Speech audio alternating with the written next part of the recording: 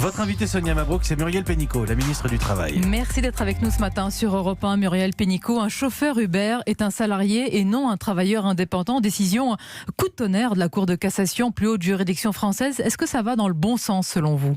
Alors la Cour de cassation, elle juge en droit. Et ce qu'elle dit, et qui est très vrai, c'est qu'aujourd'hui, dans le droit du travail, soit on est un salarié, soit on est un travailleur indépendant. Évidemment, quand ces règles ont été fixées, les plateformes numériques, ça n'existait pas, les nouvelles technologies actuelles n'existaient pas. Et aujourd'hui, on a une zone un peu de gris, un peu de flou, puisque les travailleurs des plateformes, la grande majorité veulent être indépendants, ils veulent la liberté, mais ils veulent, à juste titre, aussi avoir des protections. Et donc, je pense que la Cour de cassation, elle montre bien ce qui est ma conviction, c'est qu'il faut inventer des règles qui permettent la liberté et la protection pour protéger les travailleurs et pour ceux qui veulent être indépendants, qui puissent rester indépendants en étant protégés, tout en donnant un cadre qui est clair pour les plateformes, parce qu'on ne peut pas non plus gérer des activités si c'est pas clair. Donc, ce qu'on va faire concrètement, c'est que avec Bruno Le Maire, on lance une mission pour que d'ici l'été, on ait des propositions sur ce sujet.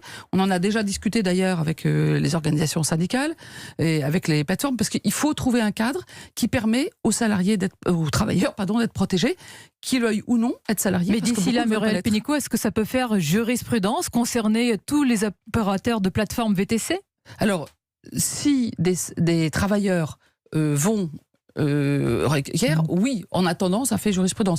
Mais nous, quand on discute, puisqu'on a beaucoup discuté sur ce sujet, une grande majorité veulent être indépendants, avoir une liberté, mais ils veulent pas non plus être soumis à n'importe quel prix, n'importe quelle obligation. Donc ce n'est pas la fin d'un modèle pour vous, ce n'est pas la fin de l'ubérisation. En fait, le modèle aujourd'hui en vrai n'existe pas, on est dans une zone de flou qui ne protège pas assez les travailleurs, et je crois que c'est bien, il faut inventer le modèle qui protège. Sur le front du coronavirus, Muriel Pénicaud, est-ce que vous avez connaissance ce matin d'un cas, un agent de la RATP qui aurait été testé positif, qui est contaminé ou qui serait contaminé au coronavirus, agent de la RATP? Je l'ai appris par les médias juste en arrivant. Après, qu'il y ait des personnes dans le pays, dans différentes situations de travail, qui soient contaminées, il y en a, et il y en aura. Situation de travail particulière, agent de la RATP, donc oui. Sur une ligne, peut-être dit-on la ligne 6, dans ce cas-là, quelles conséquences? Il y a évidemment une désinfection à faire de la rame, cette femme apparemment aurait été en contact avec d'autres opérateurs aussi, c'est des conséquences en chaîne à suivre. Alors d'abord, toutes les personnes contaminées, qu'on soit salarié ou n'importe quel citoyen, dès qu'il y a une contamination, c'est l'agence régionale de santé qui fait une enquête avec toutes les personnes qui ont été en contact et qui deviennent à ce moment-là des personnes contacts. Ces personnes, du coup, restent chez elles, pour celles qui ont des hauts risques, le temps d'eux pour éviter la propagation et sont soignées, mais à domicile ou si quelqu'un devient malade, dans certains cas à l'hôpital. Donc ça, de toute façon, cette mesure va être prise par l'ARS pour voir avec quelle personne était en contact. Mais ce qu'on appelle contact, c'est un contact prolongé, rapproché, pendant longtemps, qui peut amener, comme disent les autorités de santé, à ce qu'il y ait des émissions de gouttelettes infectieuses qui se transmettent. Mais c'est peut-être le cas des collègues justement de cet agent. L'agence régionale de santé va faire tout de suite l'enquête et va dire qui doit rester chez soi en clair. Très bien, voilà pour l'enquête, mais vous savez que parfois il y a des peurs qui sont irrationnelles et une inquiétude. Est-ce que plus largement, ceux qui n'ont pas forcément côtoyé de près cet agent peuvent aussi revendiquer ce que l'on voit un petit peu partout aujourd'hui, un droit de retrait? Est-ce que vous estimez, vous, Muriel Pénicaud, que ce droit de retrait est légitime? Non, alors, c'est pas moi personnellement, c'est moi, ministre du Travail, donc qui applique le Code du travail. Que dit le Code du travail? Si un salarié, on peut le citer? C'est jamais collectif. Oui, je vais le citer. D'abord, c'est jamais collectif, un droit de retrait. C'est individuel. Et c'est s'il y a un danger grave ou imminent pour votre vie ou pour votre santé. Il y a très peu de situations de travail de ce type-là. Il y en a quand il y a une explosion ou si vous êtes sur un bâtiment en hauteur, que vous n'avez pas de protection, il y a des situations... Mais si vous êtes en contact direct avec des populations, que vous êtes par exemple agent de la poste ou vous êtes conducteur de train ou de bus? Non, alors ça non, parce que ce que disent les autorités de santé, c'est qu'il faut un contact très rapproché, très long, être très proche pendant longtemps, pour que ce risque de transmission existe. Donc clairement, vous nous dites que ce droit de retrait n'est pas légitime dans ce cas-là. Dans ce cas-là, c'est l'agence régionale de santé qui va dire le nombre de personnes qui, elles, sont concernées. Mais c'est même pas un droit de retrait. Elles vont être autorisées à être chez elles, indemnisées. Je dirais, c'est vraiment un sujet médical. Oui, mais je vous prends un exemple. En général, la RATP ne s'arrête pas complètement parce qu'il y a, si la RATP s'arrêtait parce qu'il y a un agent contaminé, là, on n'est pas dans le respect du droit de retrait. On n'est pas dans le respect du droit de retrait. Y compris, Madame Pénicaud, par exemple, pour les professeurs dans l'Essonne, pour les chauffeurs de bus. Là, vous dites, dans l'Oise, ou vous dites non, ce droit de retrait n'est pas légitime. Prolongé et très rapproché, comme par exemple un soignant peut avoir avec quelqu'un qui est tout près.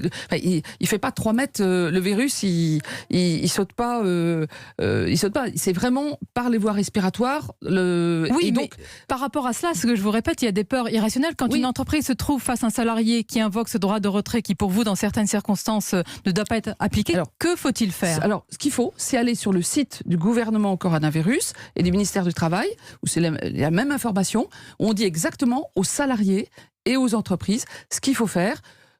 Dans la plupart des cas, le plus important, c'est les mesures, c'est les gestes barrières. Ça, c'est quand même la meilleure des protections. Il y a quelques cas, par exemple, quand il y a un cas où il faut désinfecter. Mais toutes ces règles sont sur le site. Et vous savez, on le pilote en temps réel, c'est mis à jour tout le temps. Même s'il y a beaucoup d'entreprises qui ne savent pas quoi faire et qui disent qu'il ne faut pas adapter notre droit du travail face à des situations inédites aujourd'hui. Non, allez sur le site du travail, vous avez toutes les réponses.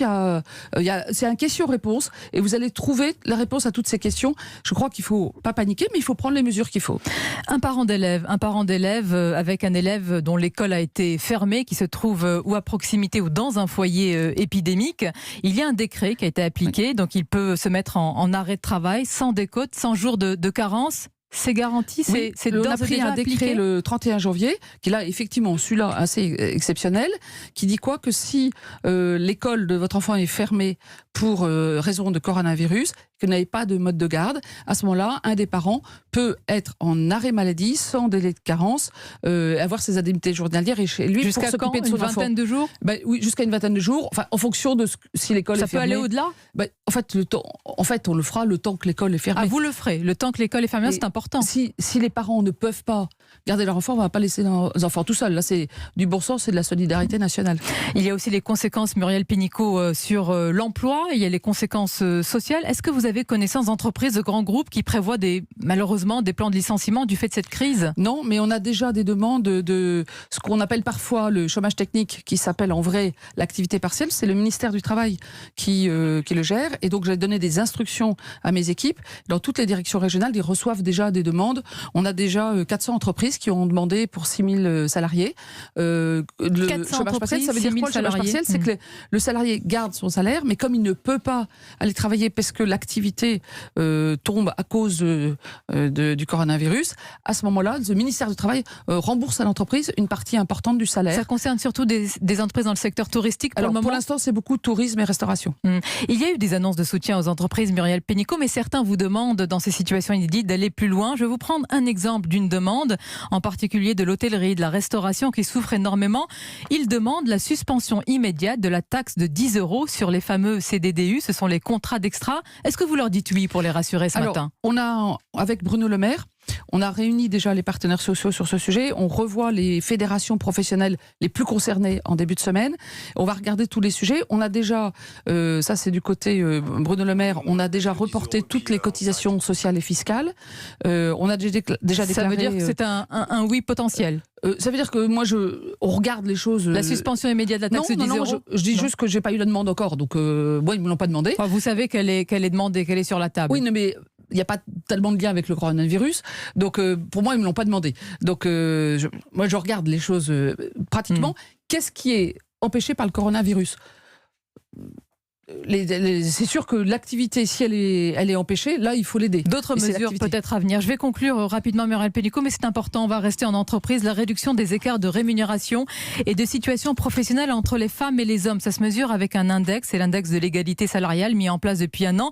Et ça a été publié il y a quelques jours. Est-ce qu'on peut voir l'évolution sur un an ? Et surtout, quelle tendance ? C'est publié aujourd'hui.